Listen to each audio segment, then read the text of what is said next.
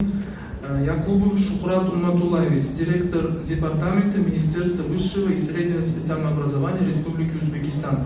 Монжо, Якубов Шухрат Уматулаевич, Узбекистан Чункодын көйүгү Кукчамдин пальпега чачакагесинда.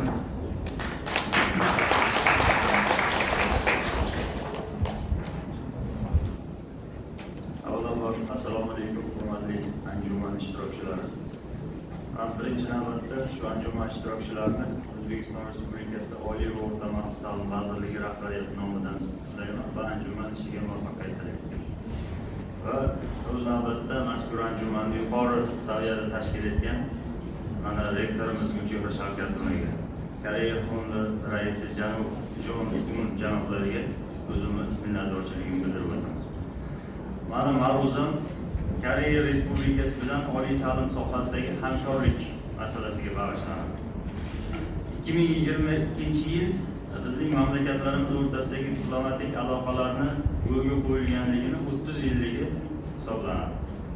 O'zbekiston Respublikasi va Koreya Respublikasi o'rtasidagi munosabatlar alohida strategik hamkorlik darajasiga ko'tarildi. Buning yaqqol misoli sifatida hozirda mamlakatlarimiz o'rtasidagi chambarchas savdo-iqtisodiy aloqalar nisbatan qulay sharoitlarda amalga oshirilayotganligini ham ko'rsatib o'tishimiz mumkin. Ayniqsa, axborot texnologiyalari, raqamli tibbiyot, ta'lim va madaniyat sohalaridagi hamkorliklarni alohida e'tirof etish mumkin. Hozirda O'zbekistonda Koreya universitetlarining 5 ta filiallari faoliyat olib bormoqda. 2014-yilda Toshkent shahrida Inha universiteti tashkil etildi. Keyinchalik esa 2018-yil avgust oyida O'zbekistondagi dastlabki xususiy oliygoh sifatida Toshkent shahridagi Yo'lchi universiteti o'z faoliyatini boshladi.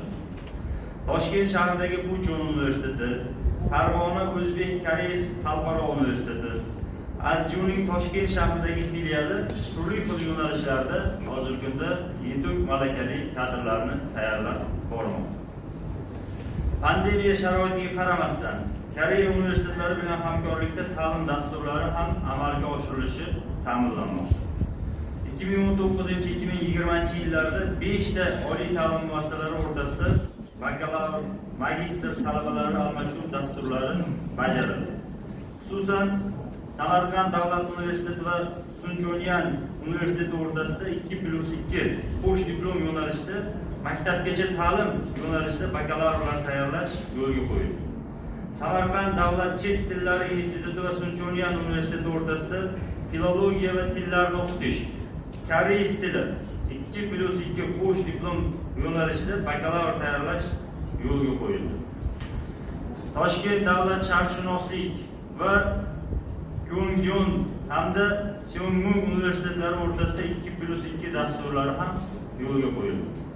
Andijon davlat meditsina instituti hamda Tegu universitetlari o'rtasida ham 2+2 yo'nalishida avtomobilsozlik va traktorsozlik hamda tibbiyot va biotexnologik mashinalar hamda qurilmalar mutaxassisligida magistratura dasturi ham yo'lga qo'yildi.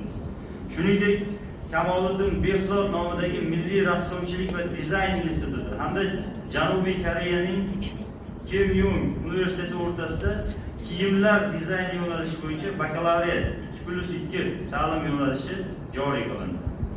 Toshkent davlat texnik universiteti va Chungam Milliy universiteti o'rtasida elektr ta'minot 1+1 va muqobil energiya manbalari bakalavriat 1+1 ta'lim yo'nalishlari ham joriy etildi. 2017-yilda Toshkent to'qimachilik va yengil sanoat instituti hududida Koreya tomonidan 15 million AQSh dollari qiymatidagi o'quv amaliy texnopark qurilishi boshlandi. Hozirgi kunda bu bo'yicha juda jadal ishlar olib borilyapti. Universitet jamoasi talabalar bu ishlardan juda ham mamnun. Respublika oliy ta'lim muassasalarida fakultativ xorijiy til sifatida koreys tilini o'qitilishi yo'lga qo'yildi. Yana bu alohida e'tibor qaratilishi kerak bo'lgan masala. Bugungi kunda O'zbekiston oliy ta'lim muassasalarida 3000 nafardan ortiq talabalar koreys tilini o'rganishmoqda. Toshkent davlat sharqshunoslik universiteti nafaqat O'zbekistonda, balki O'rta Osiyo mintaqasida bakalavriat, magistratura hamda doktoranturada Koreyashunoslik oliy malakali kadrlar tayyorlovchi yagona oliy ta'lim muassasasi hisoblanadi.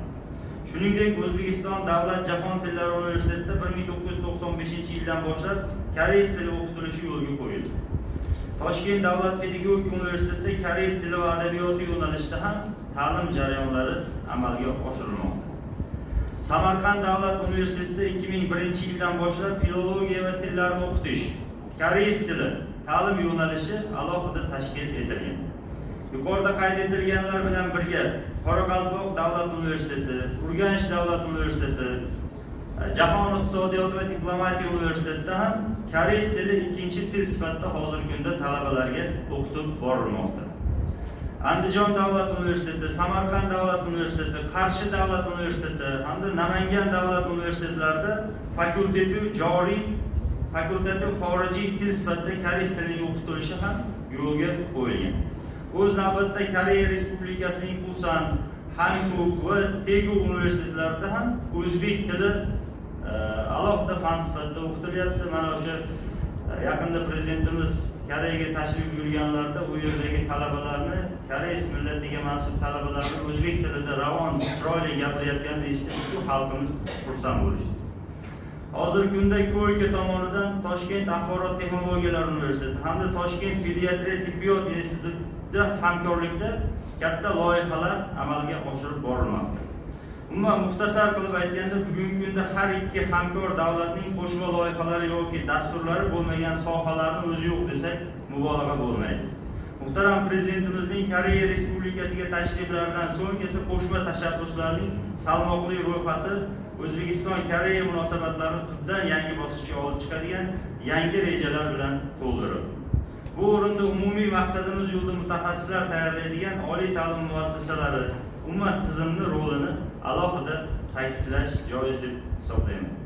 Bugungi anjuman qatnashchilarining ishlariga rivoj va hamkorlikdagi faoliyatlariga omad tilayman. Hamda shu bilan so'zimni yakunlayman. E'tiborlar uchun rahmat.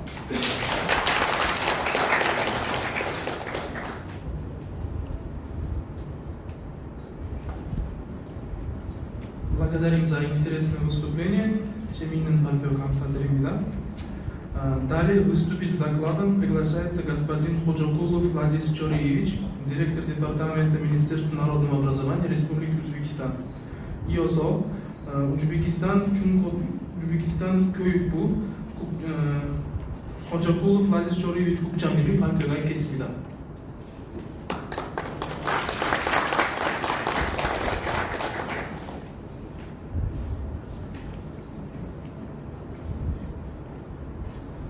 Доброе утро, уважаемые участники, Алексей. Для меня большая честь присутствовать на этом интересной конференции, которая является, скажем так, одним из знаменательных событий в истории развития отношений между Кореей и Центральной Азией.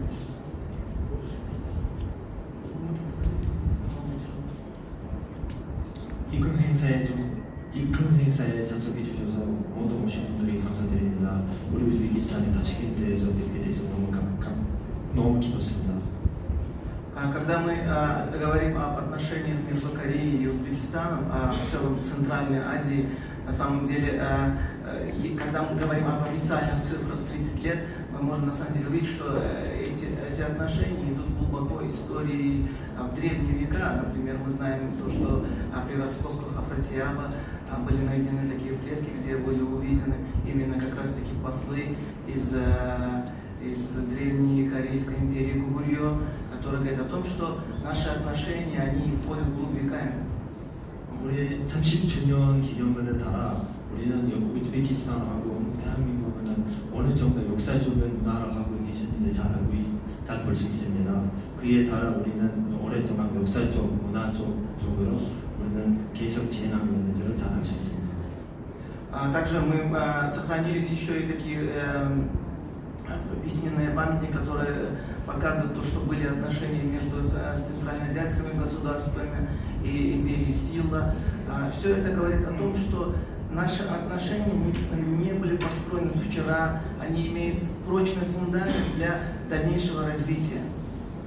고려시 때부터 신라까지는 우리가 그 지금까지는 다 기록을 볼 수 있지만은 타슈켄트하고 우즈베키스탄하고 대한민국은 어느 정도 오랫동안 지금까지 손을 잡아서 독립하게 되는지를 잘 알 수 있습니다. И отрадно видеть, что Ташкентский университет востоковедения делает огромный пласт работы в том направлении и делает все для того, чтобы наши отношения развивались гармонично и при том именно на научной основе. 양국 관계를 발견하기 위해서는 동만대학교는 얼마나 노력하시는지는 오랫동안 잘 볼 수 있습니다. И интерес к корееведению в целом, а также к корейскому языку в системе образования в Узбекистане высок, а в том числе в системе и народного, то есть школьного образования. Хотел бы привести некоторые цифры. Согласно постановлению Кабинета министров, 4 школы в Узбекистане специализируются исключительно на изучении корейского языка. Притом эти школы находятся не в центральных городах, а именно в местах, где не сказать, что существует такая вот большая корейская диаспора, а вполне обычный, как бы скажем, класс населения. 여기서 보시면 아시다시피 여기 우즈베키스탄에서 지금까지 진행하고 있는 모든 대학들도 많습니다. 그 중에서 우리는 특별하게 4개 대학들만 아니라 학교에서도 많은 신경을 쓰고 학교는 지금까지 4개 학교를 우리가 볼 수 있습니다. В целом у нас по Узбекистану в школах, 12 школ по Узбекистану, корейский язык преподается как иностранный язык, и классов, где эти школы находятся, 126 классов, и более 4000 учеников на данный момент изучают корейский язык. 요새 12군데에서 학교를 지금 한국어로 외국어로 지금 공부하는 학교들도 많습니다. 그 중에서 모든 합치면은 총 4,000명 학생들이 한국어를 배우고 있습니다. Важным вехом развития отношений в системе образования, в том числе народного образования, было подписание меморандума о сотрудничестве между Республиканским центром образования и Корейским центром образования, которое было на прошлой неделе. 막 지난주에 여기는 계약서 메모란덤을 많이 하셨고 이거는 우즈베키스탄하고 대한민국을 그리고 한국어를 발견하기 위해서는 여러 가지 메모란덤을 작성하는 걸 우리가 잘 알고 있습니다. В целом я уверен, что такой вектор сотрудничества принесет обязательно свои плоды, и наши отношения Узбекистана, отношения стран Центральной Азии скорее будут только развиваться, и это даст нам новый импульс для, скажем так, двухстороннего полезного сотрудничества. 우리는 앞으로는 양국을 발견하기 위해서는 우즈베키스탄, 대한민국은 한국어를 발전시키기 위해서는 노력할 것입니다. 감사합니다.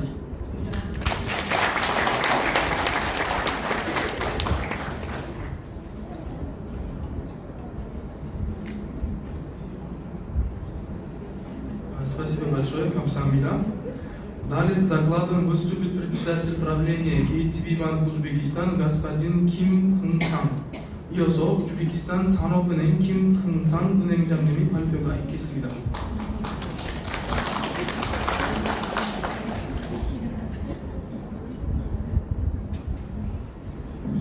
안녕하십니까.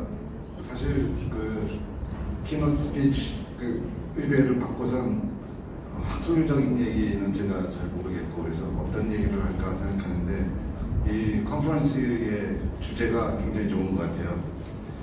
한국학, 교육과 문화 통합의 새로운 지평.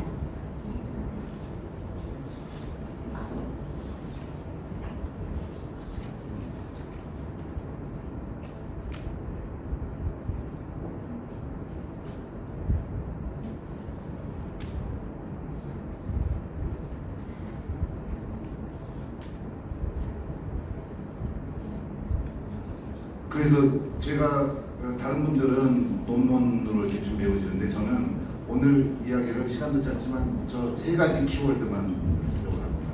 한국학이 왜 중요한지 여러분들 다 한국학 전공자시지만 이제 저는 산업 현장하고 금융 현장에 있는 사람이니까 현장에서 본 사람 생각으로 한국학이 왜 중요한지를 같이 한번 이야기해보고, 거기에 또 교육이 왜 중요한지 여러분 다 교육자시니까 잘 아시겠지만 역시 산업 현장에서 느낀 바.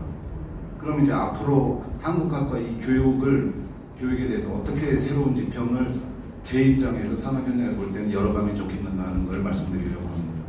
뭐 여기 저 학자님도 많이 계신데 저기 써 있는 산수는 저기 경제학의 생산 함수입니다.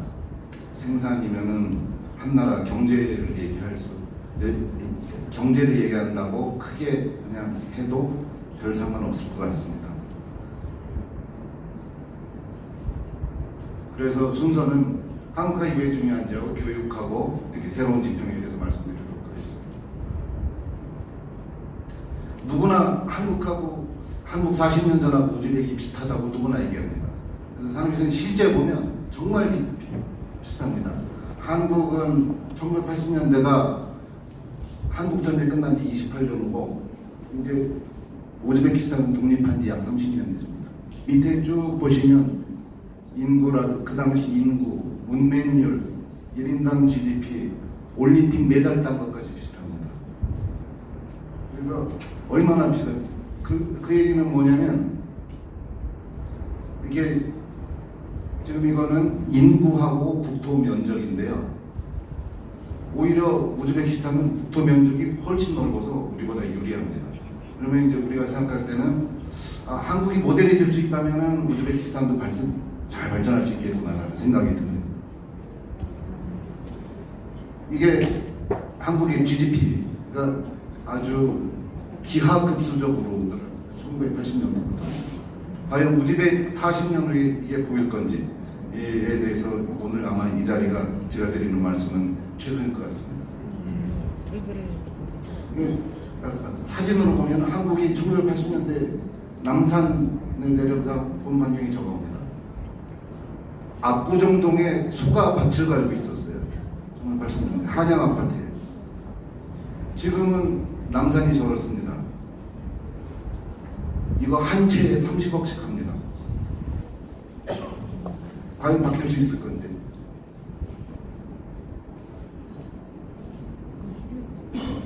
남대문이고 저런 버스 타고 다녔습니다. 그런데 우즈벡에 보면은 아직도 차가 너무 많은 것 같아요. 강남대로입니다. 지하철이 9호선, 15선까지 있습니다. 이렇게 우즈벡이 발전하기를 바랍니다. 그러면 어떻게 해야 되는지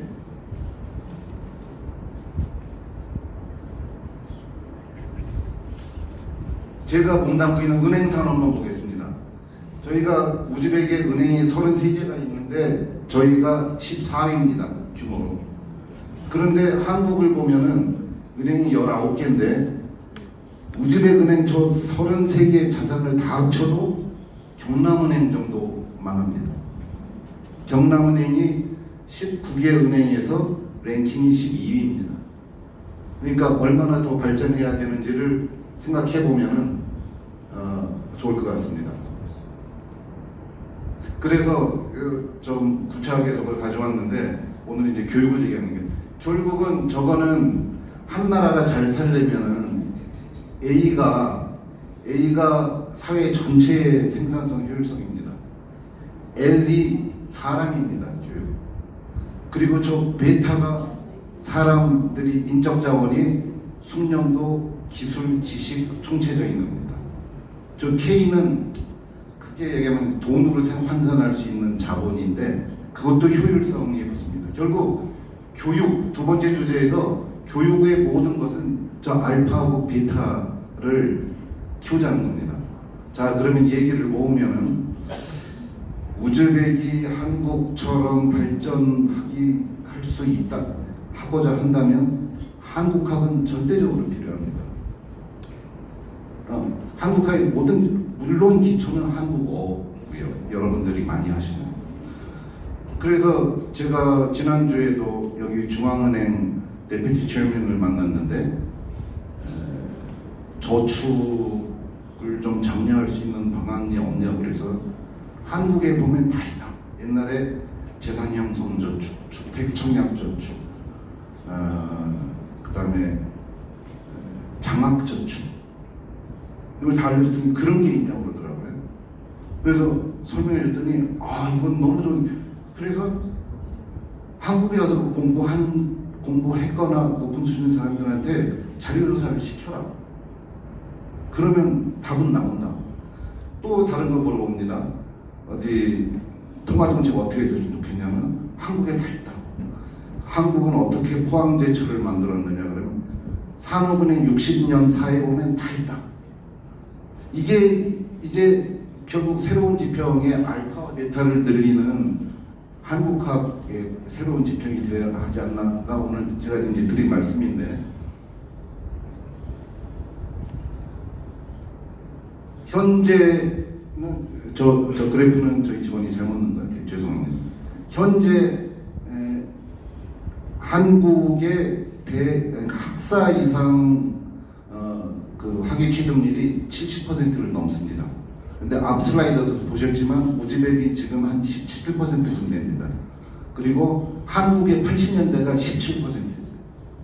그러니까 빨리 교육이 늘어나야 되고, 또 기술 교육, 다행스럽게도 이게 국제기능대회입니다. 여러분들 다 아시겠지만 72년도부터 우리나라 한국의 모든 대통령은 기능올림픽에서 메달을 따오는 카프레이드하고 청와대로 불러서 밥을 사줬어요. 그런데 다행스럽게도 우즈벡도 작년부터 기능올림픽 대회에 참가를 하더라고요. 그런데 이제 결국은 이제 아까 고등교육부 차관님 말씀하셨지만 대학 교육이 더 진학률이 높고 질과 수준이 높아져야 되고, 또 기능교육은 기능교육대로 또 장려돼서 해야 되는데 그 모든 것이 다 한국에 있습니다. 사실 한국의 기술 축적도가 굉장히 높습니다. 그래서 이렇게 보면은 여기 세종학당 국장님들 정말 모든 분들이 노력을 많이 하시고 애쓰셔서 이쪽 CIS 지역에서 한국어를 교육한 지가 아마 한 30년 됐을 겁니다. 그래서 새로운 지평을 열고자 이런 학술대회를 하신 것으로 알고 있는데, 또 학생 교류도 필요합니다. 다 지금 보니까 제가 놀랐어요. 이미 국제교류 재단 이사님께서 말씀하시는데 316명의 석박사 학생을 지원했다. 또 과학교신고등교육국장님이었는데 또 유아교육부 차관님 말씀하시는데 모든 대학하고 다 교류하고 있고 또 대학생 수가 급격히 늘어나고 있다고 하는 그 부분은 아주 제가 오늘 감동받았습니다. 그런데 그 대표적인 한국을 배울 수 있는 그 프로그램이 제가 알기로 이제 인하대학교하고 아주대학교 보면은 정말 유능하신 그 한국의 학자님들이 오셔서 가르치시더라고요. 그러니까 그 부분은 아마 이 나라 40년대의 발전에 굉장한 도움이 될 거라고 저는 확신합니다. 그런 부분의 협력이 새로운 지평에서 더욱더 확대되기를 바랍니다. 그래서 이제 다시 돌아오면은 저 베타하고 알파를 키워야 만약에 우즈벡이 40년 후에 지금의 한국이 발전할 수 있다면 그 부분은 절대 과제라는 것을 다시 한번 말씀드리고, 이제 제가 산업 현장에서 느낀 부분을 하나 더 하겠습니다. 제가 사실은 코로나 때문에 잘 못하긴 했는데 제가 한국에 있을 때 산업은행의 연구소장을 했었습니다. 그래서 그때 아주 좋은 그 책들이 많이 있어서 여기서 개인적으로 회사적으로 번역 사업을 한번 해보려고 했어요. 근데 두 가지 정도의 책, 정책에 관한 거, 금융에 관한 건데 그거를 어디에 어떻게 의뢰해야 되는지를 잘 모르겠더라고요. 제 생각엔 개인적으로 한국에 좋은 자료들이 굉장히 많은데 한국 사람이 러시아어나 우즈벡어를 배워가지고 이 번역하기는 참 어렵습니다. 그리고 한국에 제가 알기로 대외경제정책연구원에도 우즈벡을 전담하는 사람은 없어요. CIS 제가 그때까지만 해도 러시아 하신 분이 2차 자료 가지고 연구하시는 분들 연구원이 정말 많은데 그건 어려우니까 만약에 우즈벡에서 의지와 열정만 있다면 우즈벡에서 한국어를 우즈벡어하고 러시아어로 번역을 하는 것이 새로운 지평을 여는데 첫 단추가 되고, 그렇기 때문에 한국어 교육 6급 정도 이상의 인력을 충분히 확보해야 할 것 같습니다. 근데 아주 좋은 거는 예전에 한국이 발전할 때는 미국도 잘 안 가르쳐주고 일본도 잘 안 가르쳐줬어요. 그런데 혹시 이건 제 우려사항입니다. 한국어 교육받은 사람들이 관광 안내원으로 만족하고 있지 않은지,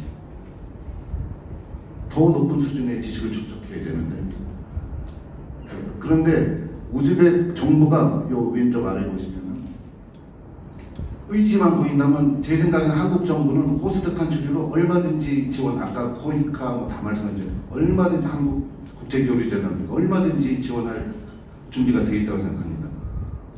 더더욱 좋은 거는 이쪽 오른쪽에 Enhanced University Level Education in 우즈베키스탄은 여기 아까 차관님이 말씀하신 대로 이미 협력이 이루어지고 있어서 잘 될 거고, 더욱더 좋은 건 요 맨 밑입니다.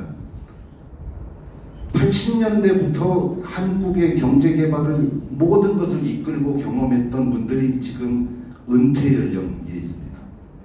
그분들은 베이비붐 세대여서 임원도 많고, 그래서 그냥 지식만 있는 게 아니라 모든 경험, 아마 앉혀놓고 얘기하면 술술술술 다 나옵니다. 저는 우즈벡 에서 그분들의 모든 것을 전수하는 것이 이 나라 발전의 핵심이라고 감히 말씀드리겠습니다.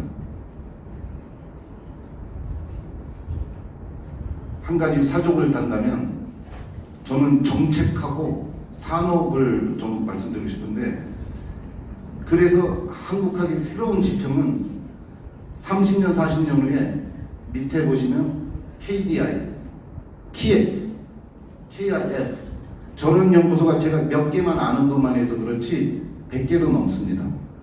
한국과 관련해서 이런 연구원들이 좀 생겼으면 좋겠습니다.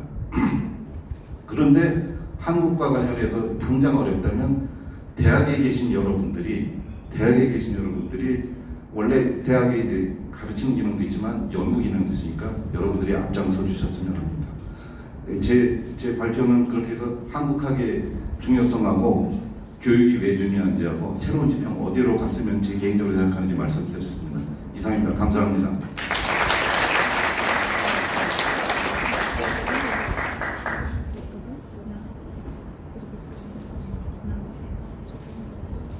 Спасибо большое за интересное выступление. Семейным парламентаризмом.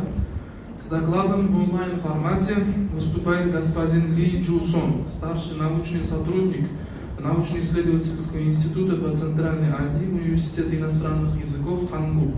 다음은 한국 외국어대학교 중앙아시아 연구소 이주송 연구원님이 온라인 발표가 있겠습니다.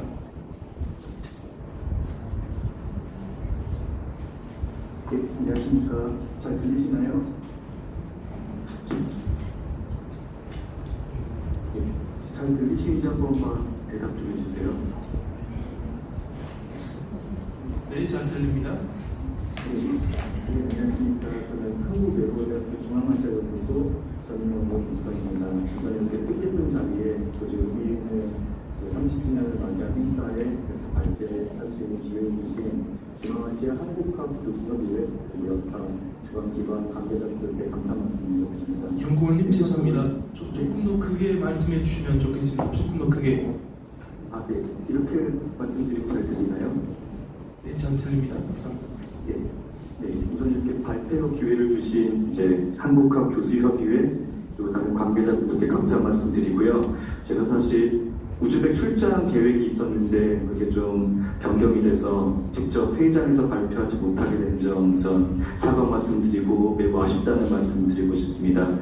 네, 좀 사족은 여기까지만 하고 오늘 제가 이제 드릴 말씀은 이제 한국의 공공의료 전략과 한국학의 미래에 대한 저의 생각을 좀 간단히 나누고 간략한 제언을 좀 드리고자 합니다. 사실 제가 이 학회에 처음 이제 나왔기 때문에 간략하게 제 소개를 좀 드리자면 저는 이제 2013년부터 약 4년간 외교부 국립외교원 외교안보연구소에서 연구원으로 근무한 경력이 있고요.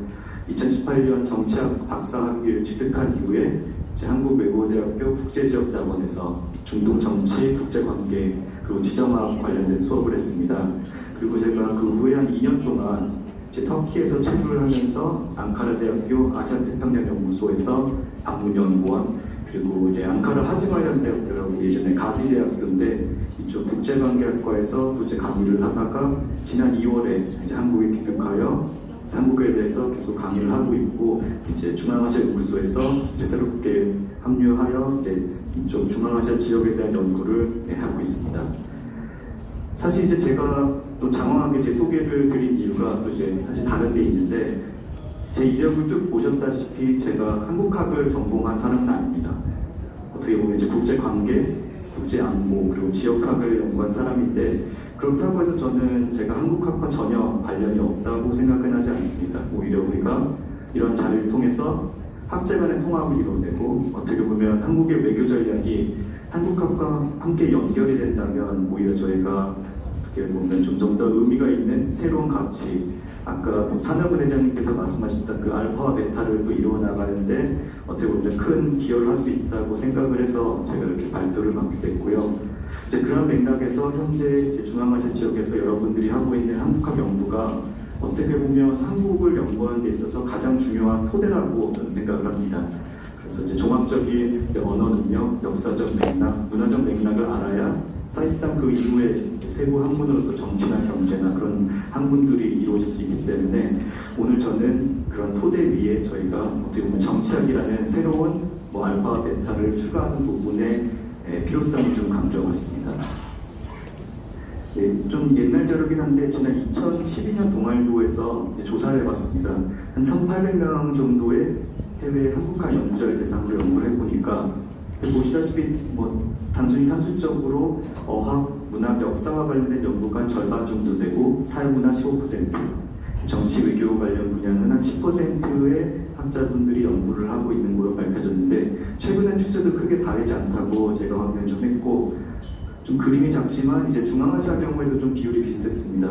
어학이나 문학, 역사와 관련된 연구가 어떻게 보면 가장 중요한 토대였기 때문에 절반 정도가 이 분야를 투자를 하고 있다고 보시면 될 것 같은데 사실 중앙아시아 지역에서 지금까지 들어온 한국학 연구가 굉장한 성과와 진전을 보였는데 그렇기 때문에 저는 이런 한국학 연구하시는 분들께서 그 이상의 가치, 알파와 베타를 창출할 수 있다고 저는 확신을 합니다. 그래서 어떻게 보면 좀 사기꾼처럼 들릴 수 있을지 모르지만 저는 현재 한국학 연구가 어떻게 보면 30주년을 맞이해서 새로운 전환기로서 새로운 지평을 열면서 120%를 만드는 그런 방법을 저희가 고민해봤으면 좋겠다고 생각을 했습니다.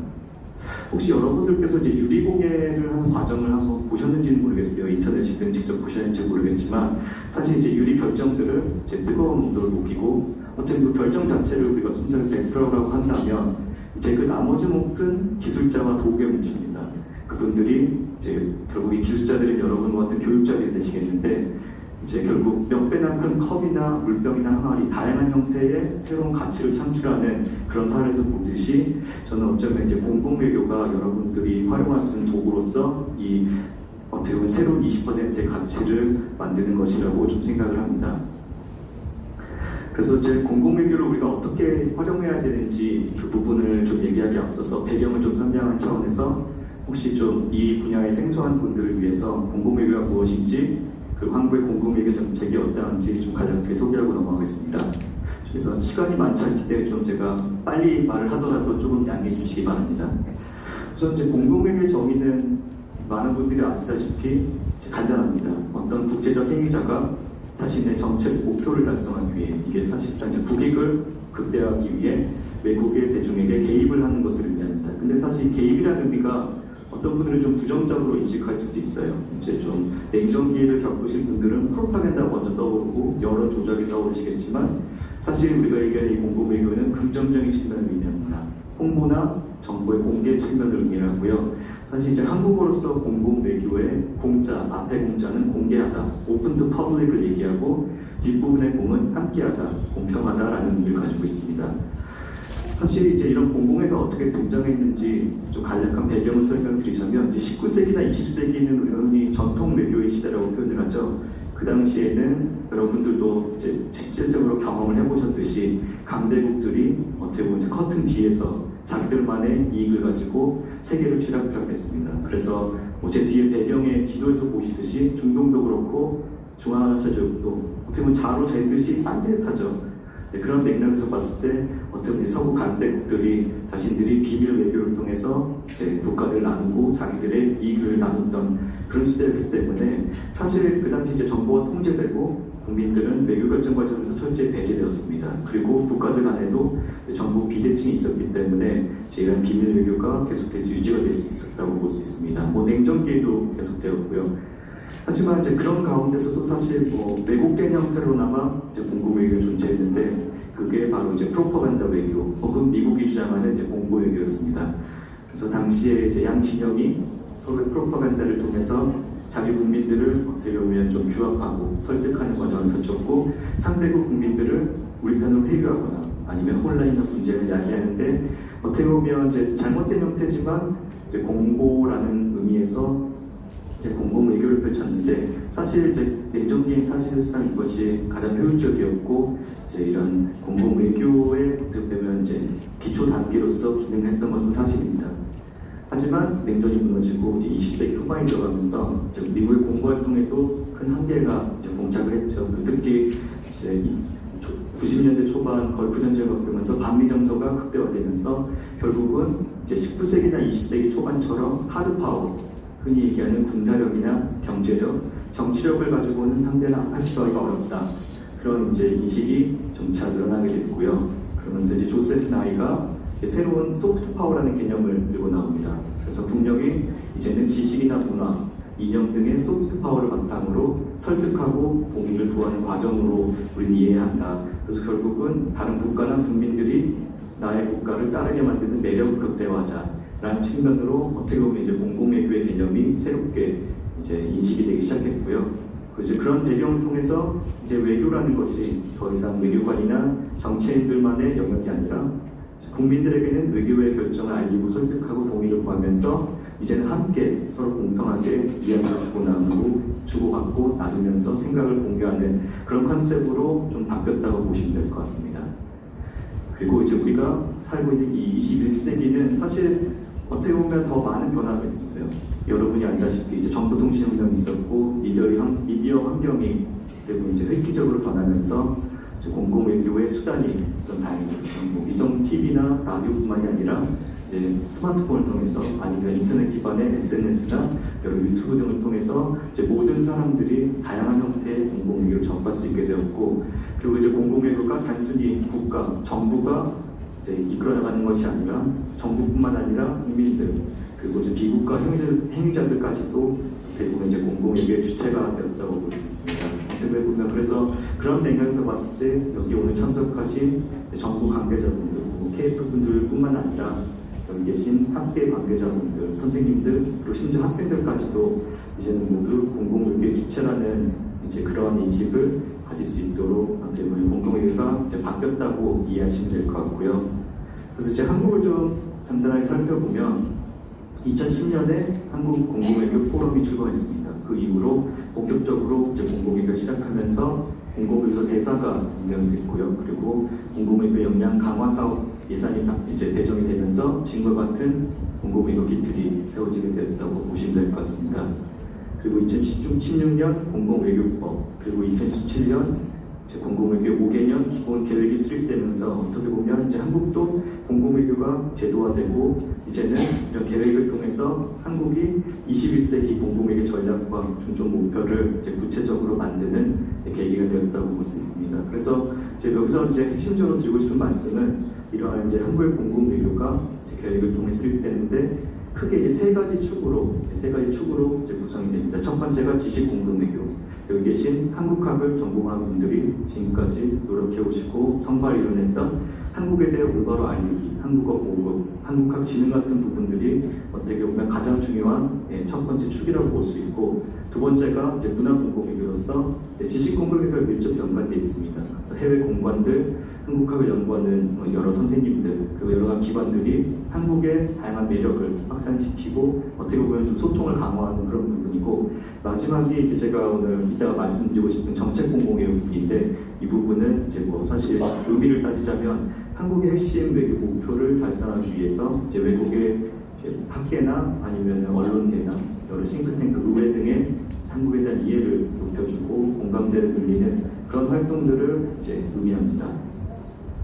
그래서 보시는 것처럼 이제 이 표에서 보시듯이 여러 가지 행사나 여러 가지 프로젝트들이 지금까지 성공적으로 진행이 되고 있고, 여기 중앙아시아 국가들에서도 제외 공간들, 그리고 문화원이 카자흐에도 문화원이 있고 러시아에도 있는데, 이러한 기관들, 그리고 지금 어떻게 보면 여러분들 한국학을 이제 증진시키는 여러분들을 통해서 이러한 모든 활동들이 이루어지고 있다고 보시면 될 것 같습니다.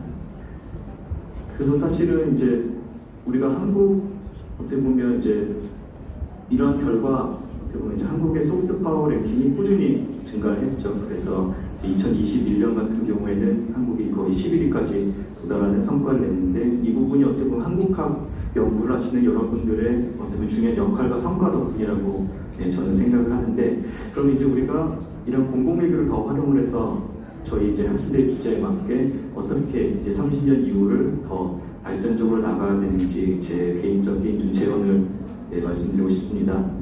우선 중앙아시아 지역도 어떻게 보면 한국 공공외교에 있어서 가장 중요한 중점 지역이라고 볼 수 있습니다. 특히 좀 특이한 점은 공공외교라는 개념이 뭐 제대로 정립되기 이전인 훨씬 전인 30년 전부터 여기 계신 학자분들을 중심으로 어떻게 보면 한국이 널리 알려지고 관심이 높아지면서 한국의 매력이 확산되는, 어떻게 보면 한국 소프트파워가 가장 또 강력하게 증가하고 있는 그런 지역으로 이제 중앙아시아 지역이 변모했는데, 그 결과 현재 이제 중앙아시아 5개국에 총 52개에 달하는 교육기관, 센터들이 생겼습니다. 그래서 이런 기관들을 중심으로, 선생님들을 중심으로 이제 지식공공외교, 문화공공외교가 적극적으로 수행이 되고 있는데, 그 결과를 보면 정말 놀라운 게 뭐 미국, 중국, 일본, 뭐 러시아 같은 경우 좀 규모가 크기 때문에 좀 빼고 얘기를 하자면, 카자흐이나 키르기스탄, 우즈베키스탄 같은 경우는 어떻게 보면 이제 국가 규모는 작지만 세계 20위권 안에 어떻게 보면 이제 유럽 국가들의 이상으로 한국에 대한 연구가 활발하게 이루어지고 있습니다. 보시면은 뭐 18개의 대학, 16개, 14개 대학교에서 한국을 연구하는 어떻게 보면 놀라운 관심과 놀라운 성과들을 이뤄냈다고 볼 수 있는데, 근데 이제 뭐 보시면 또 이제 대학교에서도 박사 과정까지 이제 4개 학교에서 대표적으로 이제 모아봤는데, 이제 박사과정까지 어떻게 보면 이제 개설이 됐다는 부분은 이런 한국학의 연구 자체가 어느 정도 궤도에 들어갔다. 이제 전문가를 양성하고 오히려 이제 학문을 주도할 수 있는 이제 그런 시기가 됐다고 저는 생각하는데, 그래도 아직까지도 이제 어학, 문학, 역사 부분에 대한 과목들이 많은 것으로 발견했습니다. 제가 학교 홈페이지 들어가서 뭐 실라버스들을 봤을 때도 대다수가 그런 내용들을 담고 있는데, 사실 뭐 보시는 것처럼 제가 써놓은 이제 2번, 3번, 4번 이 대학들에서는 이제 정치, 경제 관련된 강좌들이 서서히 열리고 있고 어떻게 보면 좀 많이 인기를 끌 거라 생각하는데, 이제 이런 학교에서 우리가 생각했을 때 박사 과정까지 이제 개설이 돼 있고 더 많은 학생들을 유치하려면 어떻게 보면 이제 정치, 경제, 외교와 관련된 그런 과목들이 좀 늘어나면 좋지 않을까라는 좀 생각을 해봤습니다. 그리고 이제 뭐 제 개인적인 경험을 뭐 터키 사례에서도 말씀드리자면, 제가 터키를 수업할 때도 어떻게 보면 수업 자체가 한국학 교육은 아니었는데 오히려 정치 강의를 했었지만 한국어학과 학생들이나 아니면 한국 역사를 배웠던 학생들이 점차 이제 한국의 정치나 경제에 관심을 가지면서 이제 새로운 내용들을 배우고 싶다라면서 찾아왔던 분들이 많았습니다. 그래서 어떻게 보면 지금 개설되어 있는 한국학과나 한국어과를 중심으로 이러한 세부 분야에 대해서도 좀 더 이제 투자를 한다면 좀 더 새로운 가치들이 창출되지 않을까 생각을 하고요. 사실 제가 수업을 했었던 한국에서 이제 국제지역대학원에서 중동 학생들을 가르쳤지만 그 학생들도 비슷한 생각들을 가지고 있었습니다. UAE나 사우디, 뭐 예멘 학생들이 사실 자기 나라에는 석사, 박사 과정이 제대로 열리지 않기 때문에 이제 한국의 정치나 한국의 경제에 관련된 내용을 들으러 한국까지 유학을 오는 상황들이 발생했는데, 사실 이제 그런 부분들 어떻게 보면 중앙아시아 지역도 비슷한 상황으로 나아가고 있는 상황인데 그런 부분들을 오히려 이제 중앙아시아 내에 한국학이 이만큼 발전했고 이런 성과를 낼 수 있기 때문에 그 부분들을 주도적으로 해내간다면 오히려 이제 뭐 우즈벡이든 카자흐이든 키르기스탄이든 모든 이제 중앙아시아에 공부하는 한국을 공부하는 학생들에게 더 많은 편의와 더 많은 기회가 제공이 될 수 있다고 생각합니다. 그래서 뭐 이렇게 장황하게 좀 배경을 설명드렸지만 여러분들께서 그런 역량과 성과를 충분히 내셨기 때문에 제가 그 120%를 과감하게 차이분처럼 말씀을 드렸고 그래서 이제 제가 뭐 마지막으로 드리고 싶은 제언의 키워드는 더 넓게 더 깊이입니다. 그리고 이제 여러분들이 이제 정책 공공외교를 활용한다면 이 부분이 어느 정도 커버가 될 수 있다고 저는 이제 생각을 하는데 사실 이제 더 깊이 관련된 부분에서는 사실 언어와 문화, 역사와 관련된 연구는 저도 개인적으로 당연히 동의하지만 꾸준히 지속돼야 되고 더 이제 깊이를 둬야 합니다. 왜냐하면 이런 언어 같은 경우 뭐 우리가 흔히 얘기할 때 지역학이든 한국학에 있어서 언어가 시작점이라고 하지만 사실 시작점 이상의 가치를 가집니다. 왜냐하면 언어와 문화, 역사라는 부분은 어떻게 보면 그 학문을 연구하는 데 있어서 가장 토대가 되는 부분이라 그 부분에 대한 이해가 없다면 사실상 그 이상의 공부를 해도 그건 큰 의미가 없습니다. 깊이 연구가 되지 않기 때문에 그런 부분들은 우리가 더 깊이 연구를 해야 될 것이고 다만 이제 새로운 가치 그 말씀하셨던 알파와 베타를 더하기 위해서는 우리가 정치 외교와 관련 수업을 늘려주신다면 그런 부분들이 한국학의 발전에 있어서도 유익하고 학생들에게도 어떻게 보면 새로운 기회를 만들어주지 않을까 싶습니다. 사실 이제 우리가 정치 외교 수업이 왜 중요하냐라고 좀 의심을 하시는 분들도 사실 어느 학교나 많이들 있으세요. 왜냐하면 그 부분들은 사실 실용적인 부분이고 다른 부분에서 커버가 되는 부분이라고 말씀을 하시는데 사실 중앙아시아 지역에서는 이런 정치 외교 수업이 더더욱 중요하다고 저는 개인적으로 생각합니다. 왜냐하면 중앙아시아 지역은 전통적으로 역사적으로 지정학적으로 가장 큰 가치를 지니고 있는 지역으로 유명했습니다. 그래서 뭐 자세한 내용들은 여러분들도 잘 아시기 때문에 뭐 여기서 설명 안 하겠지만 그렇기 때문에 러시아든 영국이든 또 이제 미국이나 터키도 어떻게 보면 전략적으로 적극적으로 진출했던 것이죠. 하지만 안타깝게도 그런 모든 부분들이 이제 중앙아시아 국가들 입장에서는 자신들이 객차가 되는 전략적 이제 그런 어떻게 보면 대상이 되는 측면이 많이 있었는데 이제 우리가 체제 전환 이후 이제 30년이었습니다. 이제 새로운 세대가 이제 대학교를 들어오고 이제 사회를 이끌어가는 신세대로서 이제 차세대들이 이끌어 나가야 되는데 그런 이제 세대들에 있어서는 어떻게 보면 이제 더 이상 객체가 아니라 주체가 되기 위한 전략적 사고를 할 수 있는 능력을 길러준다라는 생각을 저는 뭐 중동이나 뭐 터키뿐만 아니라 중앙아시아 지역에서도 그게 상당히 중요하다고 저는 생각을 하고 그 부분을 한국학을 연구하시는 여러분들, 한국에 대해 누구보다 잘 알고 한국의 모든 상황을 알고 있기 때문에 여러분들이 사실 그 부분을 주도해야 뭐 다른 학교의 다른 학과, 뭐 국제관계학과나 뭐 경제학과에서도 한국을 연구하겠죠. 동아시아 지역 연구하고 하겠지만 그분들이 가지고 있는 토대적인 지식이 여러분들에 비해 당연히 부족하기 때문에 모든 것을 아는 여러분들이 그것을 전달할 때 더 효과가 있다고 생각합니다.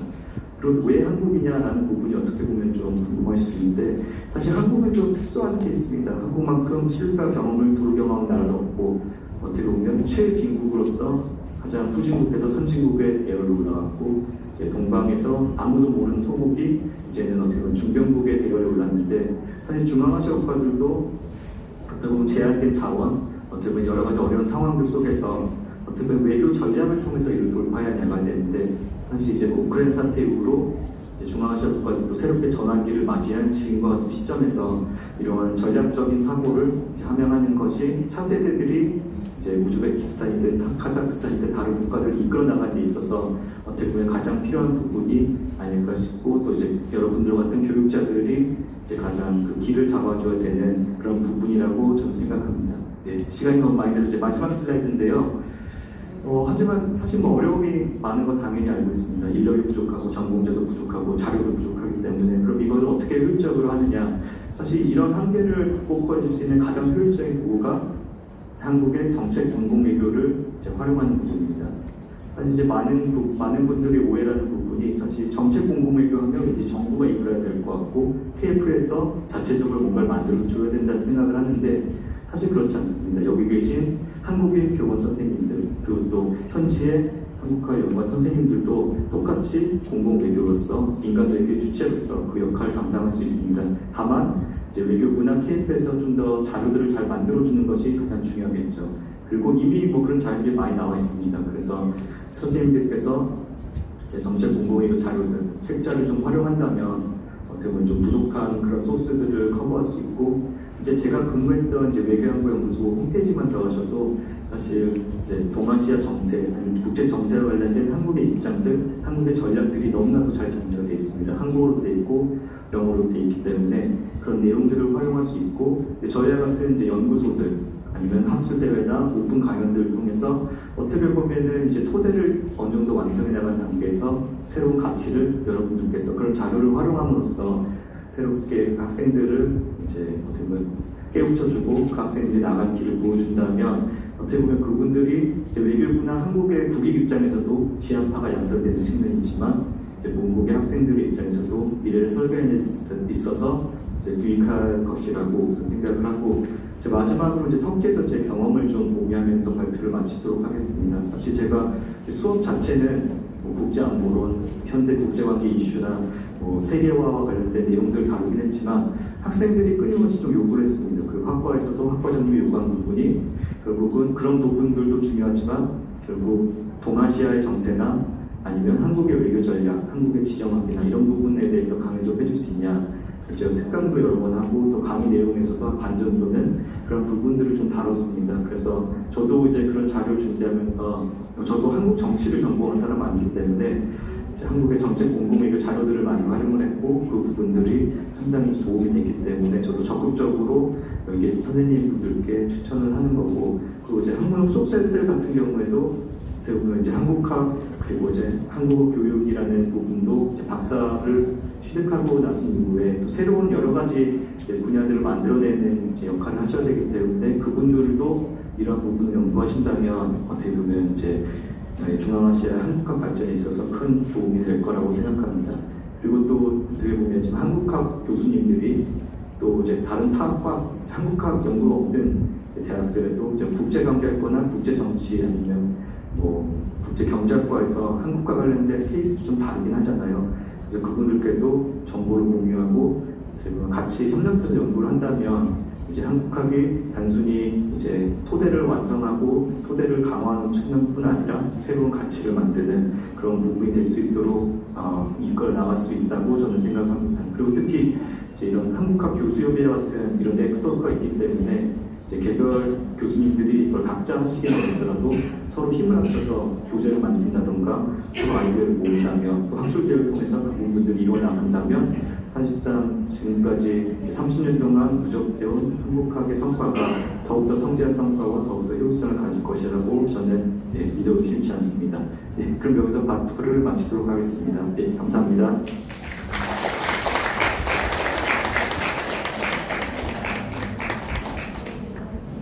Благодарим за интересное выступление. Чемигнен Хальпер Хамсадринга.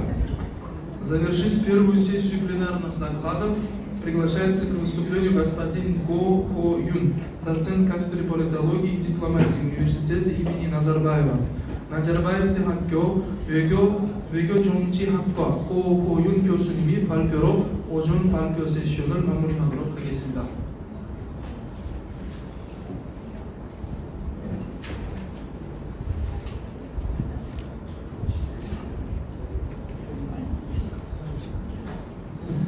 네, 안녕하세요. 반갑습니다.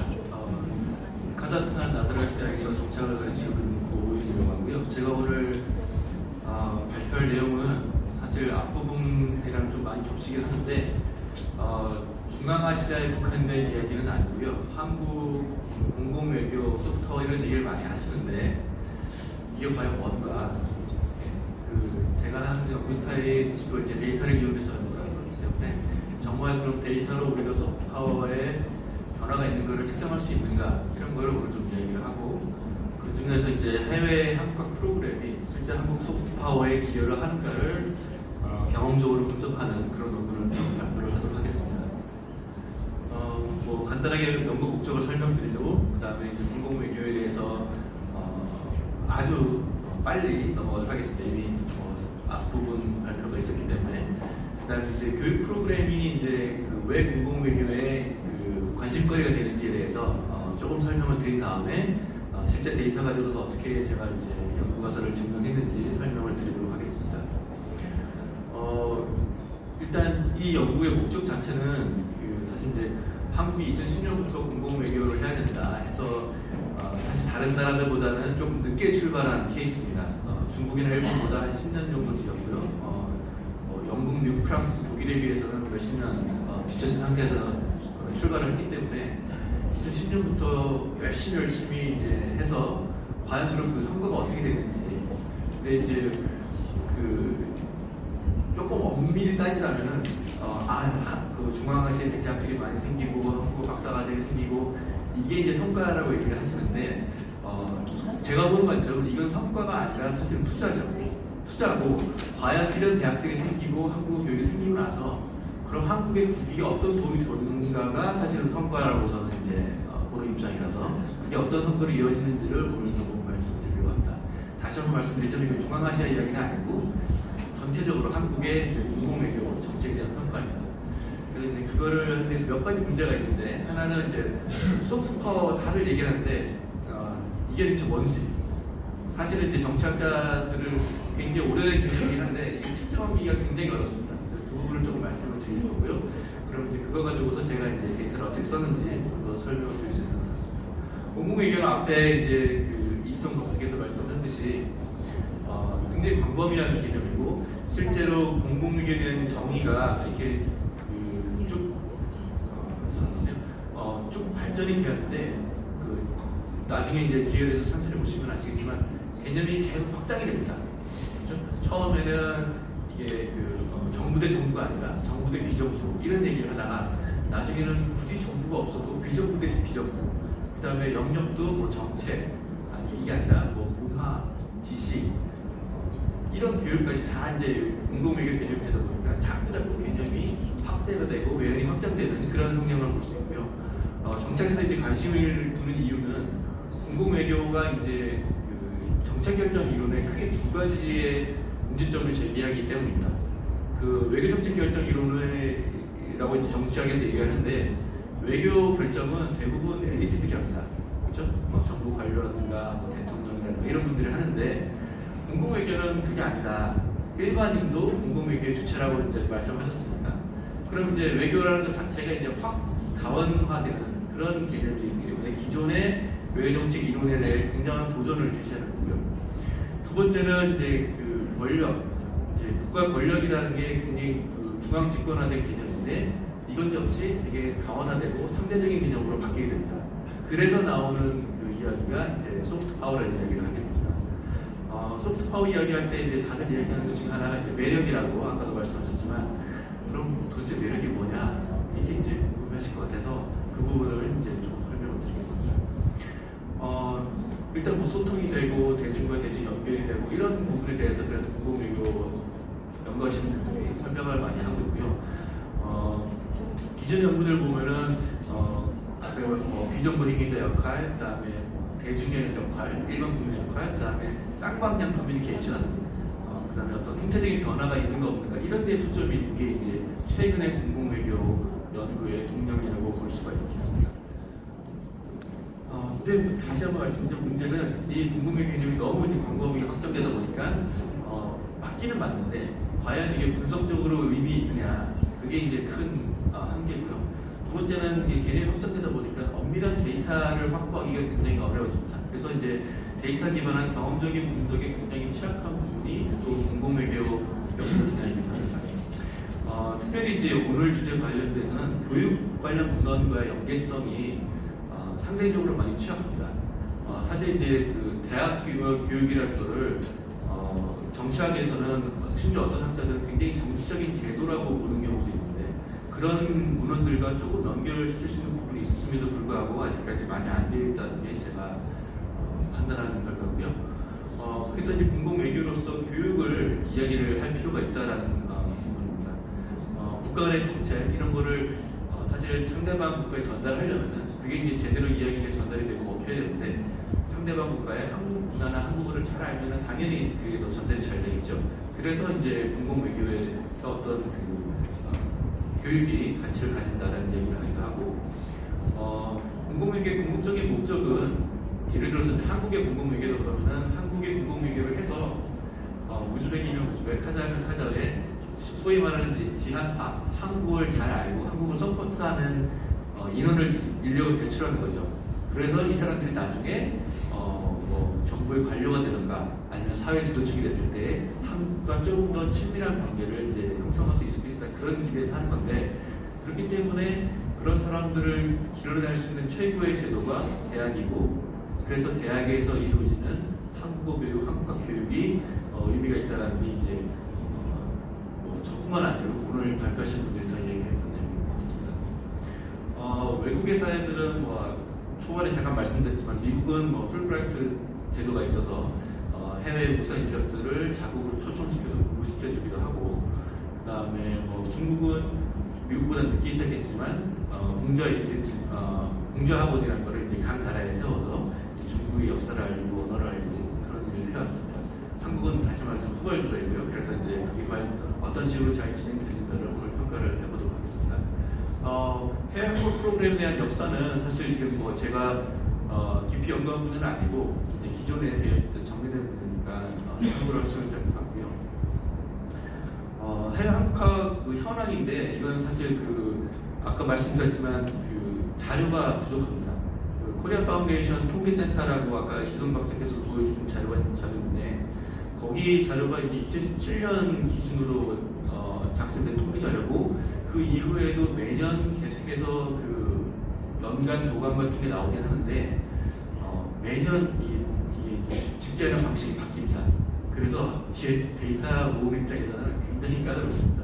그래서 어떤 때는 부족 통계를 발표했다가 그 다음에는 신규 사업만 발표를 했다가 이게 계속 들쑥날쑥해서 사실은 이제 꽤 오래전부터 있는 통계도 불구하고 취합하기가 힘들어서 제가 최근에 취합을 하긴 했는데 그거 나중에 기회가 되면 발표를 하도록 하겠습니다. 보시다시피 일본, 중국, 미국이 제일 많고요. 그 중에서도 이제 언어 프로그램이 이제 가장 많이 설치되어 있는 걸로 알고 있습니다. 다시 말씀드리자면 이거는 통계는 이제 KF에서 설치하는 게 아니고요. KF가 그냥 집계를 한 겁니다. 그 중에는 자생적으로 발생한 프로그램도 있는 거죠. 그래서 이제 굳이 한국 정부가 지원해서 만든 프로그램이다 이렇게 보지 마시고 각 나라의 실제 한국학 프로그램이 어떻게 진행되고 있는지를 보여주는 통계입니다. 제가 이제 이 자료를 기반으로 해서 과연 이 한국 프로그램들이 한국의 소프트 파워에 들어 어떻게 기여를 했는가라는 걸 할 텐데, 소프트 파워를 그러면 어떻게 특정할 것인가가 이제 문제가 된다고 말씀을 드렸는데, 사실 소프트 파워뿐만 아니라 하드 파워도 생각을 해보면은 되게 모호한 개념이에요. 그 나라의 하드 파워를 그걸 뭘로 측정할 건지. 근데 전통적으로는 그냥 군사력, 그렇죠? 그 다음에 GDP, 인구 이런 걸 가지고서 하드 파워다라고 생각을 합니다. 그러니까 마찬가지로 소프트 파워도 이런 비슷한 종류의 방식으로 측정할 수가 있는데, 소프트 파워의 정의 자체가 그러니까 매력이라든가 호감도 이런 게 있다 보니까 아까 이제 사실은 소프트 파워 인덱스라는 것도 있긴 한데 그게 이제 쉽게 말하면 이제 브랜드 파워 같은 거예요. 그걸 측정하는 방식은 시장 점유율입니다. 그러니까 시장 점유율이라는 게 사실은 경제력 돈이 많으면은 점유율이 올라가거든요. 그러니까 엄밀히 말하면 소프트 파워를 측정하는 방식으로는 굉장히 어설픈 그런 인덱스라서 학자들 사이에서 이제 소프트 파워를 측정하기 위해서 어떻게 이제 의논을 한 끝에 한 가지 이제 대안으로 제시한 게 그 나라에 관광을 갈 의향이 있느냐. 우선 제일 좋은 거는 전 세계적으로 서베이를 하는 겁니다. 그렇죠? 한국에서 얼마나 호감을 가지고 있는지 여론조사를 하면 되죠. 그런데 한국이 그럴 만한 돈도 없고 그럴 만한 시간도 없고 그럴 만한 관심도 많지 않습니다. 그렇기 때문에 그거 대신에 이제 한국으로 그러면은 관광을 올 의향이 있는가, 아니면 한국으로 유학 갈 의향이 있는가, 내지는 한국으로 이민 갈 의향이 있는가. 왜냐하면 개인 입장에서는 굉장히 큰 희생이거든요. 같은 돈이면은 왜 한국으로 여행을 가야 돼? 같은 돈이면은 왜 한국으로 관광 가야 돼? 유학 가야 돼? 근데 이거를 선택하는 과정에 있어서 한국에 대한 매력을 느끼면은 선택할 것이다라고 이제 학생들이 이제 가정을 하는 겁니다.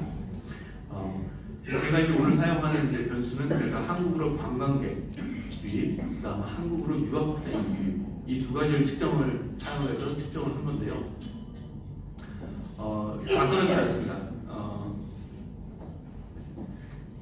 한국 프로그램이 많이 설치된 나라에는 만약에 이게 정말 한국의 소프트파워에 영향을 줬다면은 그 나라에서 한국으로 오는 관광객 수가 늘어날 것이고 그 나라에서 한국으로 유학 오는 학생 수가 늘어나야 됩니다.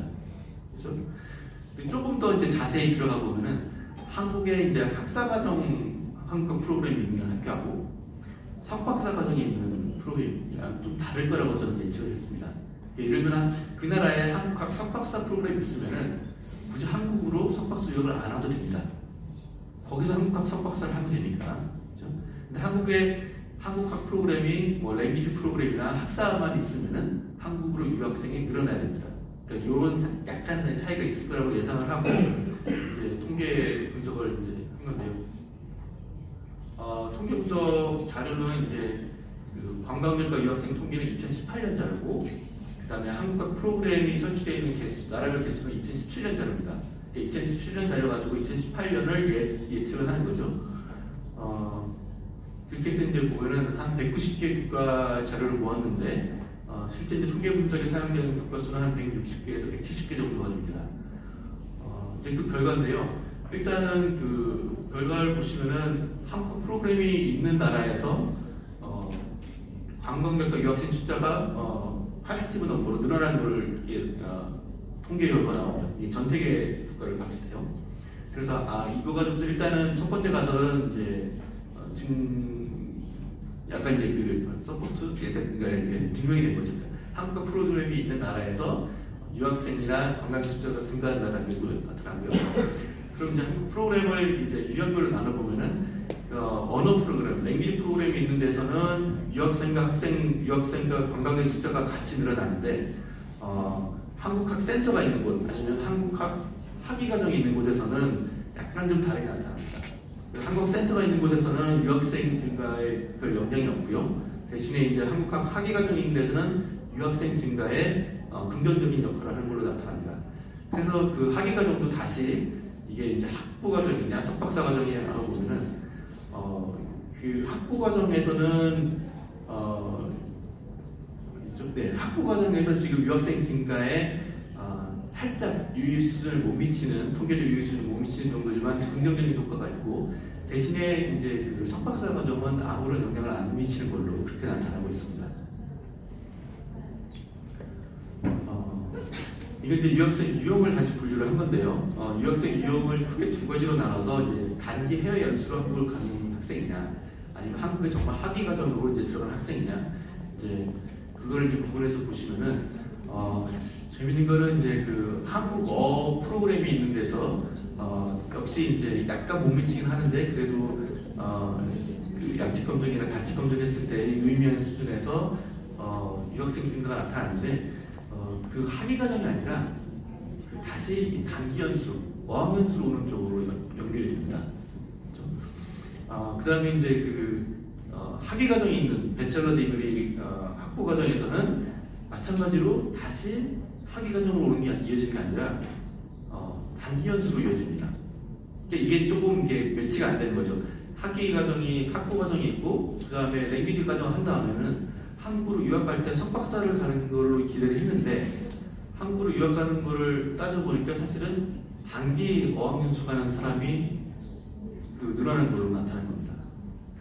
그렇죠? 시간 관계에서 결론을 이제 말씀드리면은 일단은 한국 학 프로그램이 있는 해외 한국 프로그램 자체는 한국의 소프트 파워의 증가에 기여를 합니다. 왜냐하면 한국으로의 관광객 유입이나 한국으로 유학생이 증가하기 때문에 그걸 제가 이제 소프트 파워를 측정하는 것이라고 변수로 봤기 때문에 하는데 이제 그 세부적인 내용을 살펴보면은 한국어 프로그램이 그 다음 단계인 한국 학위로 한국을 유학하는 대로 과연 기여를 하는가, 그 부분에 대해서는 사실 그 통계 자료 가지고서는 안 나타나는 걸로 나타나서 조금 자세한 연구가 필요하다라고 이제 그렇게 판단을 내릴 수밖에 없고요.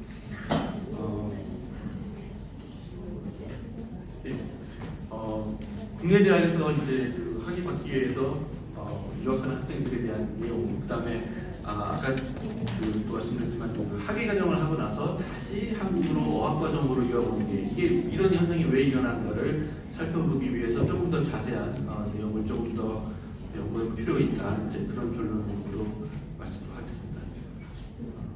나중에 혹시 뭐 질문 있으시면은 제가 아는 한 최대한 답변해드리도록 하겠습니다. 그 학위 과정 자체에 조금 더 수요일 정도 필요하다는 거, 그 다음에 이제 제가 초반에 말씀을 못 드렸는데, 그 미국, 중국, 일본에 이제 편제되어 있다는 점, 그게 이제 전반적인 이제 한계고요. 사실 이 통계적 검증 과정에서 이제 제가 일부러 세 나라를 제외를 하고도 해봤습니다.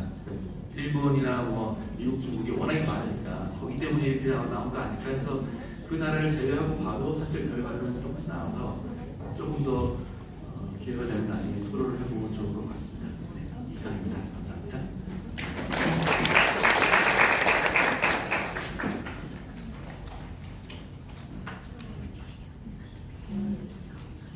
Благодарим за интересное выступление. Тимин Пальпе Хамсатрибида.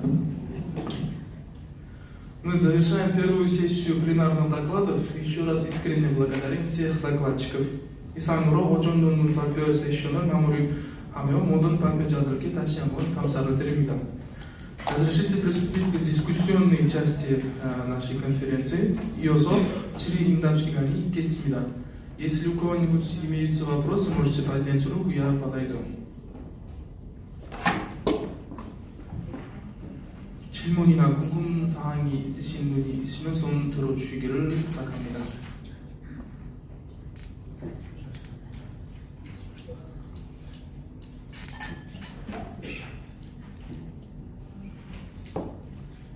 Если нет вопросов, то мы завершаем нашу первую сессию пленарных докладов и всех благодарим еще раз за ваше участие. 질문이 없을 경우 우리가 그 세션 1, 그 오전 세션을 마무리하도록 하겠습니다. 감사합니다.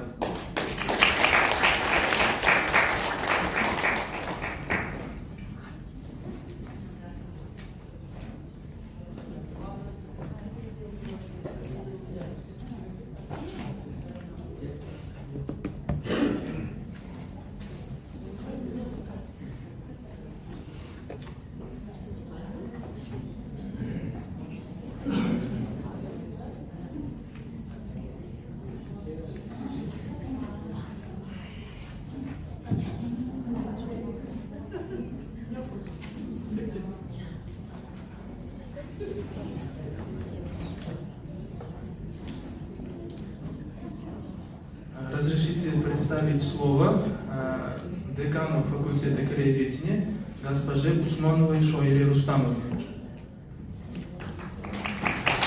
이어서 우스만ова Шойра Рустамова 그 한국 학과장님 말씀 있겠습니다.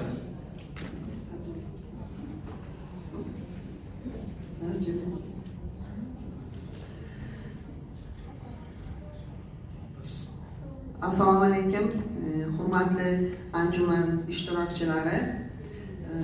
Bugun barcha ishtirokchilarga Toshkent davlat sharqshunoslik universiteti nomidan, shuningdek koreyshunoslik fakulteti nomidan so'zga chiqqanlarga o'zimizni chuqur minnatdorchiligimizni bildiramiz.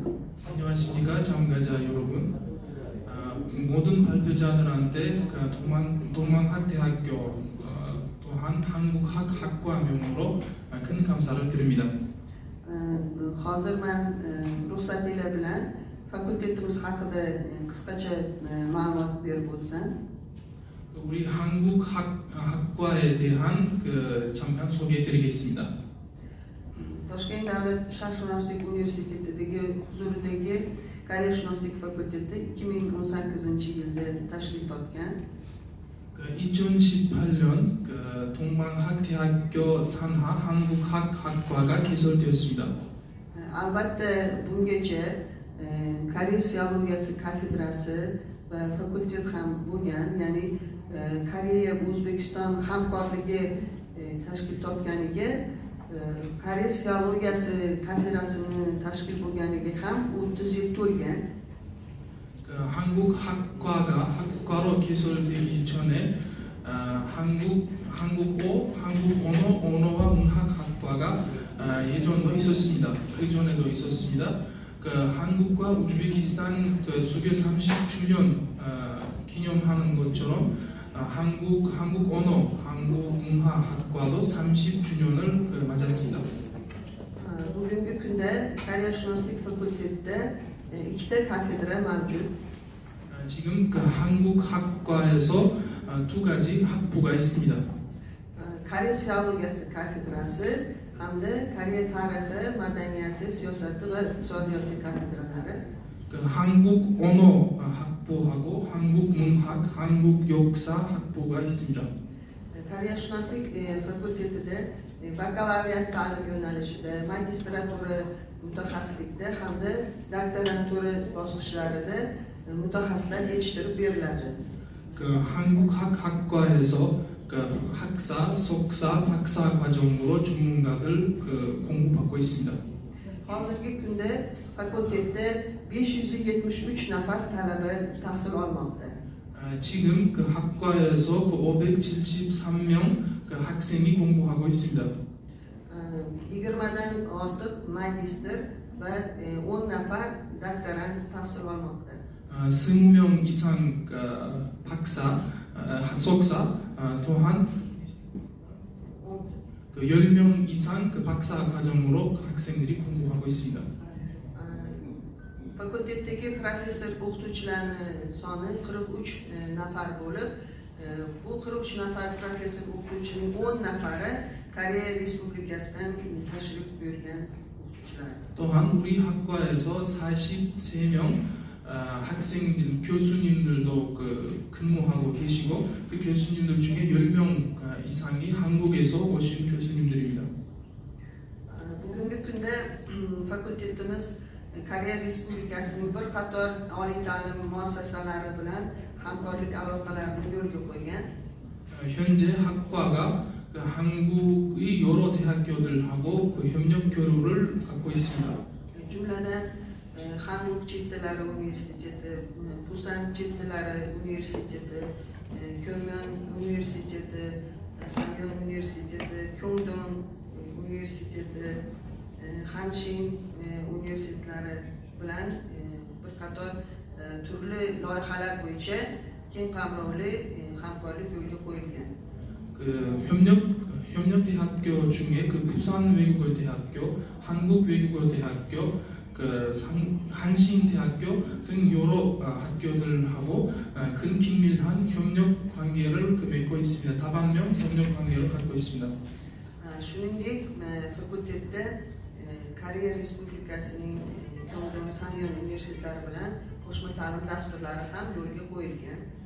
또한 그 우리 학과는 그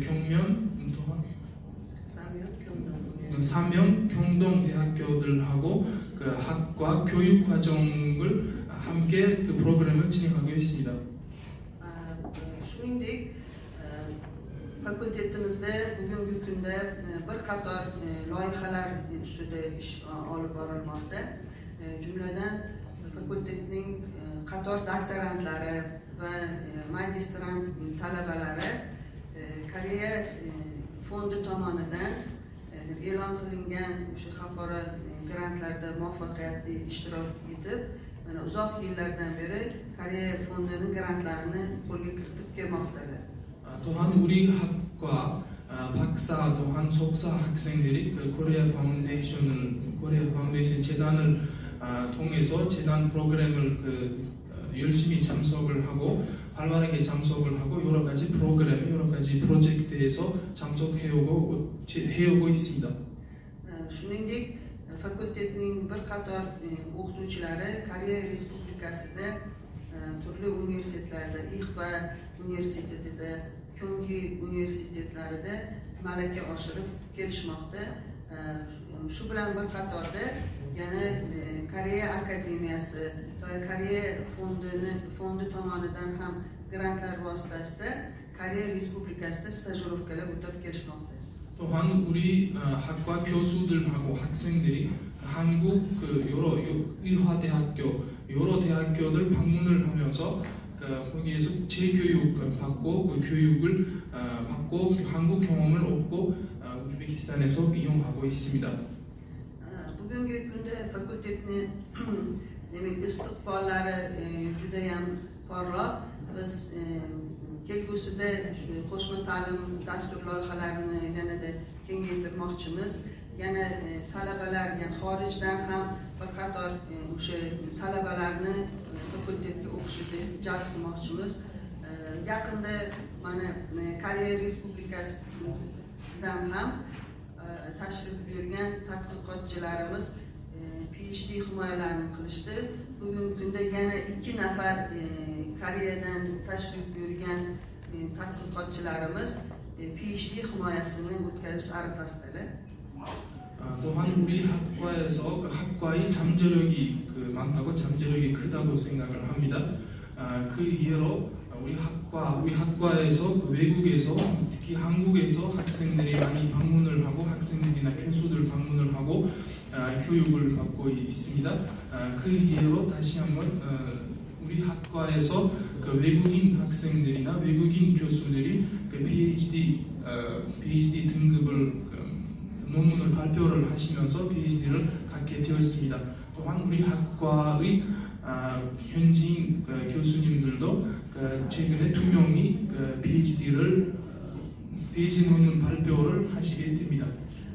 Bugungi an'anaviy tarzda turli mamlakatlarda davom etib kelayotgan mazkur anjumanga Toshkent davlat sharqshunoslik universiteti, xususan koreyanshunoslik fakulteti mezbonlik qilayotgandan bugun juda ham baxtiyormiz. Hammangizga yana bir bor anjumanda ishtirok etayotganingiz uchun, tashrif buyurganingiz uchun minnatdorchiligimizni bildiramiz. E'tiboringiz uchun rahmat. 매년 개설될 그 학술 대회가 이번에 타슈켄트, 특히 타슈켄트 동방학대학교에서 진행에 대해서 큰 감사를 드립니다. 우리가 너무 반갑습니다. 오신 손님들한테 다시 한번 감사를 드립니다. 환영합니다.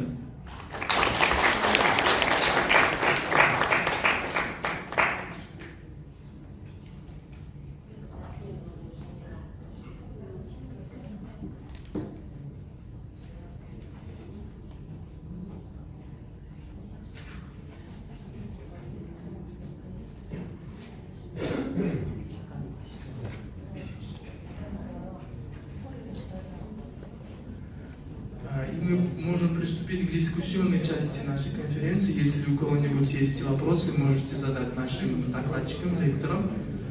Если вопросов не будет, то мы далее по программе. У нас имеется кофе-брейк, обеденный перерыв. И после обеденного перерыва мы перейдем к второй сессии пленарных докладов. 질문이나 궁금하신 사항이 있으신 분이 손 들어주시면 질문을 하셔도 됩니다. 없으실 손, 네. Есть вопрос? 네, 여주기술대학교에 부총장 맡고 있는 조병렬입니다. 질문 하나만 하겠습니다. 고윤 박사님 글 관련해서 일단 말씀을 잘 들었고요.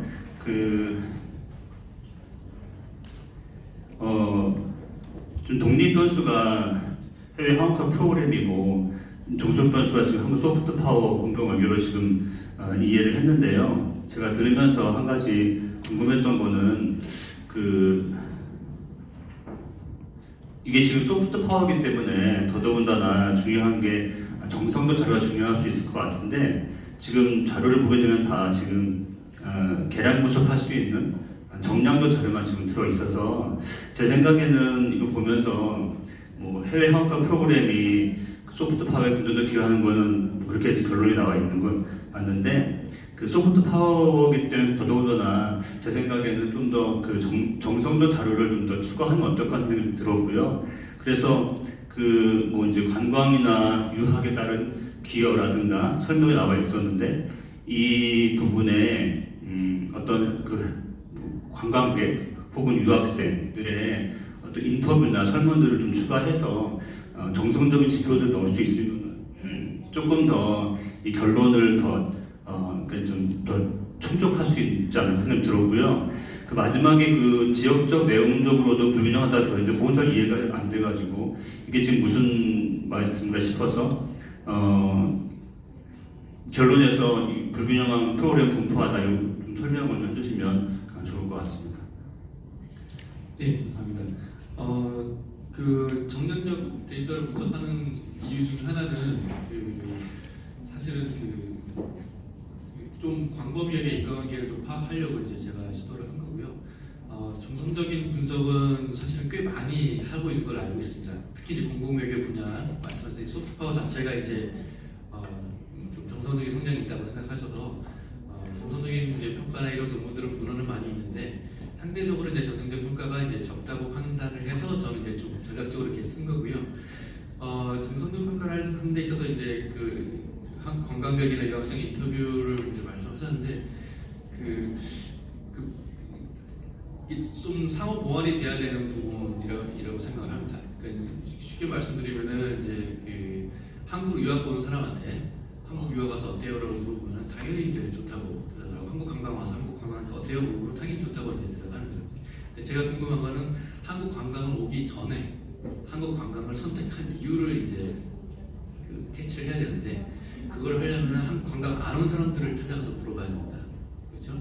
이제 그거를 이제 물어봐야 되는데 그거를 이제 사실 그럼 누구한테 물어봐? 이제 그런 문제가 생겨서 이제 두 개가 같이 이제 가야 이렇게 말씀하신 대로 그 지적에 동의를 하고요. 그래서 이제 그 부분을 조금 더 제가 추가할 수 있으면 그 부분은 이제 추후 연구를 좀 더 열심히 하도록 하겠습니다. 그다음에 그 지역적 내용적 불균형은 제가 사실 앞부분에 그 통계 자료 그래프를 보여드렸을 때 말씀을 드렸어야 되는데 일본, 미국, 중국의 대부분의 이제 그 한국학 프로그램이 이제 진행이 되고 있습니다. 이거는 이제 한국 정부에서 이제 정책적으로 지원하는 이유도 있지만 사실 이제 그 지역에 한인 디아스포라가 많이 있기 때문이죠.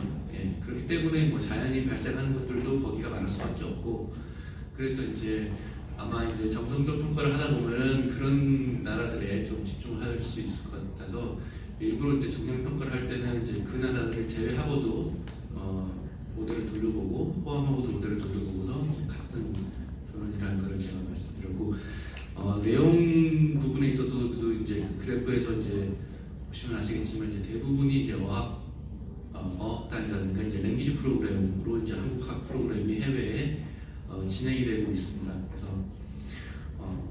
사실 그 한국의 공공외교 특히 이제 교육 분야 공공외교가 되게 이제 초기 단계라고 보기 때문에 언어라든가 이런 데 투자를 하는 게 맞죠. 그게 이제 그 토대가 마련된 다음에 그 다음에 추후에는 이제 다른 분야들까지 확장이 될 수 있으면 좋겠다라는 생각이고 지금 단계에서는 이제 현상적으로 봤을 때는 그렇다는 부분을 제가 불균형이라는 말을 좀 강하게 써서 하긴 한데 그런 설명을 드리겠습니다. 감사합니다.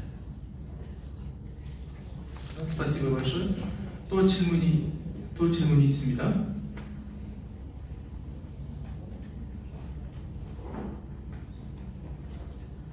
오늘 박사님 발표 잘 들었으면 저는 키프 대학에 재직하고 있는 김인숙입니다. 정성적 그 분석과 상관돼서 저희 대학은 현재 3+1로 한국의 복수화 기제를 시행하고 있는 학교입니다. 그래서 오늘 아침에 마침 이 주제와 관련해서 우즈베키스탄에서 석사학위까지 마친 사람이 한국에 과연 어떤 코스로 많이 가는가 거기에 대해서 보충 면담을 했는데 어떤 이야기를 하냐면요. 우즈베키스탄에서 한국학 학사학위, 석사학위를 마친 사람이 단기 어학연수 프로그램으로 많이 가더라고요. 그래서 왜 그렇게 하는가 물어보니까 사실은 우즈베키스탄에서 석사학위를 다 마쳐도 한국 문화에 대해서 얼만큼 이해하고 있는가 그 분야에 대해서 자신이 없기 때문에 보충적으로 단기 어학연수 프로그램을 많이 가는 것으로 인터뷰가 됐습니다. 참고가 되기 위해서 말씀드렸습니다. 이 분야와 관련해서 박사님 의견은 어떠신지 한 말씀 부탁드리겠습니다. 네, 정말 감사합니다. 제가 이런 자료가 정말 필요하거든요. 예, 그러니까 한국의 그러니까 우즈벡이나 이제 그 해외에서 한국학 학사 심지어 석사까지 하신 분들이 다시 한국을 왜 어학 프로그램을 갈까? 거기 가서 박사를 하셔가지고 다시 이제 돌아오시거나 한국에서 박사하고 한국에서 조금 더 이제 일을 하시면 좋은데 이제 그런 내용은 사실은 이제 그런 분들이 인터뷰를 하거나 그런 자료를 모을 수밖에 없죠.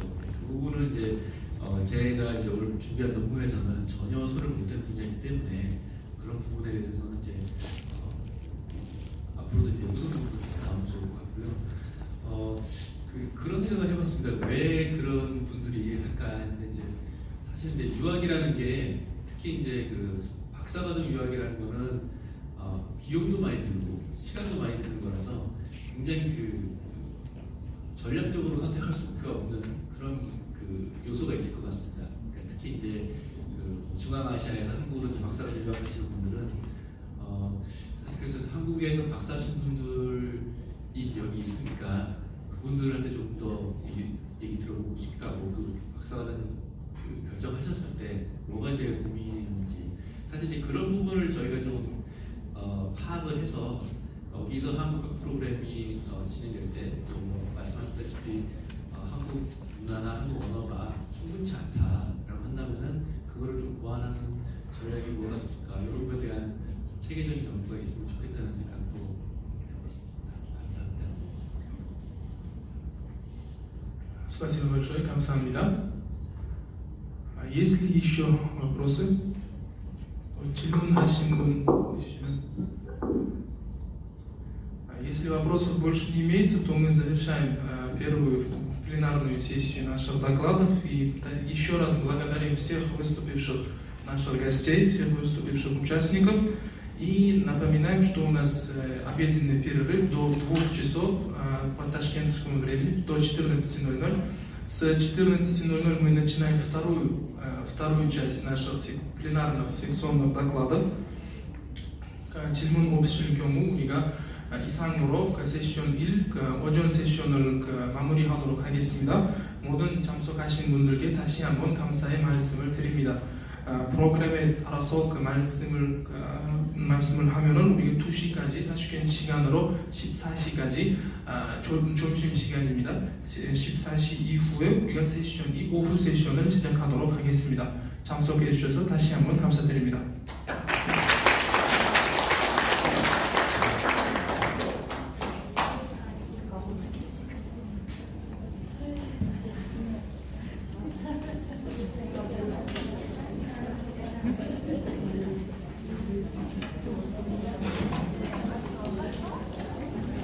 Recording stopped.